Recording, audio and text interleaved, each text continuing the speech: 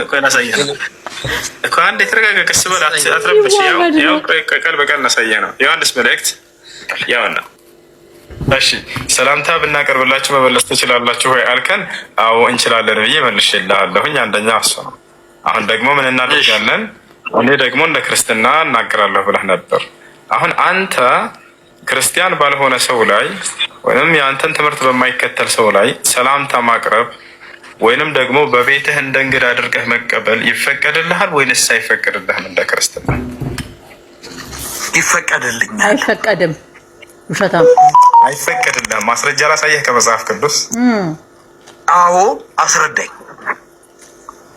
ላውጣ ማስረጃ? ክርስቶስ መብት ነው። አውጣ። ያውና አውጣ። ምን ይላል መሰለህ?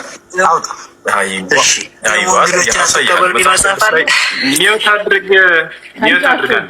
መጽሐፍ ቅዱስ ላይ ምን ይላል? ማንም ወደ እናንተ ቢመጣ ይህንም ትምህርት ባያመጣ ሰላም አትበሉት ይላል። በቤታችሁ አትቀበሉት። አሳያለሁ። አውጣ አውጣ አውጣ አውጣ አውጣ እኮ እናሳያለሁ እኮ አንዴ ተረጋጋ። ቀስ በል አትረብሽ። ያው ቀል በቀል እናሳየህ ነው ዮሐንስ መልእክት ያውና አንዴ ከፈንተን አድርጉት። በነፍስ ነው የምስቀው። ደግሞ ይስቃል እንዴ? ምን መፈሪያ ነው? እሺ ምን ይላል መሰለህ? ጌታ አንብብ። ማንም ወደ እናንተ ቢመጣ ይላል ቁጥር 10 ማንም ወደ እናንተ ቢመጣ ይህንም ትምህርት ባያመጣ በቤታቸው አትቀበሉት፣ ሰላምም አትበሉት። አላሁ አክበር። ሰላም ብትለን የኃጢአታችን ተካፋይ ትሆናለህ ተብለሃል። ቀጥሎ ምን አለ? ሰላም የሚለው ሰው ምዕራፍና ቁጥሩን ጀዝባ በቃ አሳየህ። ከላይ አንድ አሳየህ። ከላይ ምዕራፍና ቁጥሩን ጀዝባ ነክ ምዕራፍና ቁጥሩን ያው አድርገው ወደ ታች። እሺ ተረጋጋ። ያው እና ሁለተኛ የራሳችሁን ወቁ። መልእክት ምዕራፍ 1 ቁጥር 10 አንብቡ። ሁለተኛ ዮሐንስ መልእክት ምዕራፍ 10 ከምዕራፍ 1 ቁጥር 10 ላይ ማንንም ሰላም ያለኝሽ አንዴሽ ወደ ጥያቄ ሄድሽ እና ስለዚህ ክርስቲያኖች እናንተ ማንንም እሺ የትኛው ለሆነ አንበበው ከሱ አሁን ይሄ ማንም ወደ እናንተ ቢመጣ ይሁንም ትምህርት ባያመጣ በቤታችሁ አትቀበሉት፣ ሰላምም አትበሉት። አላሁ አክበር። አዎ ከዛ በኋላ ሰላም የሚለው ሰው በክፉ ስራው ይከፈላልና። ከዛ በኋላ ቀጥል ችግር የለውም። ቀጥል 12 ቀጥል 12 ብዙ ነገሮች እሺ አሰብኩ። ያው ወረቀትና በቀለም እንጽፋለን። እንገስጽፍላችሁ የምፈልገው ነገር ብዙ ነገር ሳለኝ በወረቀትና በቀለም ልጽፈው አልወድም። ዳሩ ግን ደስታችሁ ፍጹም አንብበው፣ ደስታችሁ ፍጹም እንዲሆን ወደ እናንተ ልመጣ አፍ ለአፍ ልናገራቸው ተስፋ አደርጋለሁ። ምኖች ናቸው ያሉት እንደዚህ? ማንም ይሁን ምን አገባን እኛ። ምኖች ናቸው ያሉት? ምኖች ናቸው ያሉት? ዮሐንስ አይደለም። ይኸውልህ ችግር ይሄ ነው። ዮሐንስ ስለጻፈው ዮሐንስ አለ አይደለም የሚባለው። ማነው መጽሐፍ ቅዱስ ሊጻፈው? ይሄን አይደለም።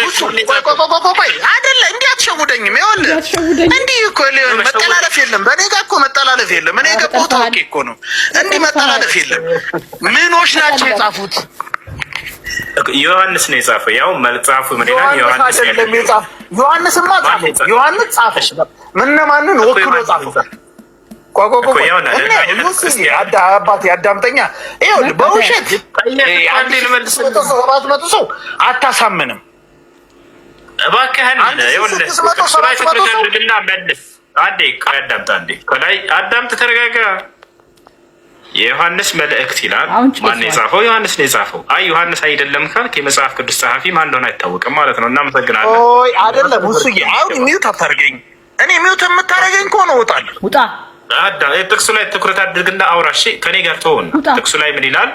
ማንም ወደ እናንተ ቢመጣ አዳምጥ፣ ተረጋጋ። ዩሱ አይደለም እኔን አዳምጠኝ። እኔ አንተ ቤትህ ነው እኔን አዳምጠኝ። ጥቅሱ ላይ ትኩረት አድርግ። ከኔ ጋር ማውራቱን ተወና ምን ይላል መሰለህ? ጥቅሱን እኮ እውነት ላደርግልህ እኮ ነው። እኔን ሚውት አታርገኝ እኮ። ይኸውልህ አሁን ዮሐንስ የጻፈው አዳምጠኝ፣ እስኪ ወንድሜ አንዴ አዳምጠኝ። እኔ ወልህ በክርስቶስ ፍቅር የምወድ ወንድሜ ለሚወጣ ብለህ አንብብና እኮ አዳምጠኛ። እኔ እኮ እንዴት ላውራሽ? ዳዊት ጥያቄ አለ የለህም? ለማንኛውም ኢትዮጵያኖች ማንም ወደ እናንተ ቢመጣ ይህንን ትምህርት ባያመጣ ሰላም ማለት አትችሉም። በቃ አስወርደው። ጤነኛ አይደለም እንደ ሰውዬ። ጥቅሱን በአላህ ስም ላለው ከተፈጠረ ገና ዛሬ እያሳየሁ አያውቀውም።